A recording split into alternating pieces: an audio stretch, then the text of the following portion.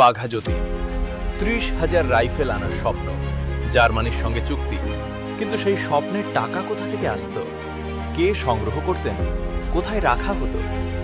একটা সমবায় সংস্থায়, নাম শ্রমজীবী সমবায়, মালিক অমরেন্দ্রনাথ চট্টোপাধ্যায়, বাঘা যতীনের গোপন ব্যাংকার। ১ জুলাই ১৮৮০, উত্তরপাড়া, হুগলি। অমরেন্দ্রনাথ চট্টোপাধ্যায়ের জন্ম। সুরেন্দ্রনাথ বন্দ্যোপাধ্যায়ের সঙ্গে সারা ভারত ঘুরলেন, স্বদেশী আন্দোলনে যোগ দিলেন। তারপর অরবিন্দ ঘোষের সঙ্গে দেখা হল ১৯০৭ সালে। অরবিন্দ তাকে দীক্ষা দিলেন, বললেন, ঈশ্বরের কাছে নিজেকে সমর্পণ করো, ভারত মাতার নামে দেশের সেবা করো, এটাই তোমার দীক্ষা।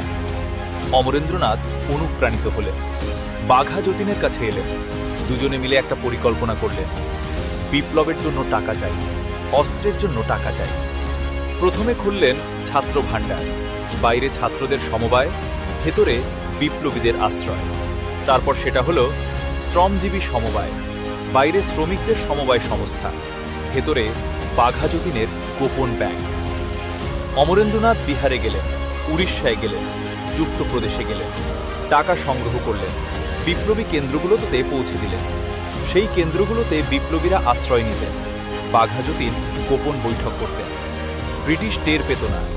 ব্রিটিশের কাছে মনে হতো এটা শুধু একটা সমবায় সংস্থা, শ্রমিকদের কল্যাণে।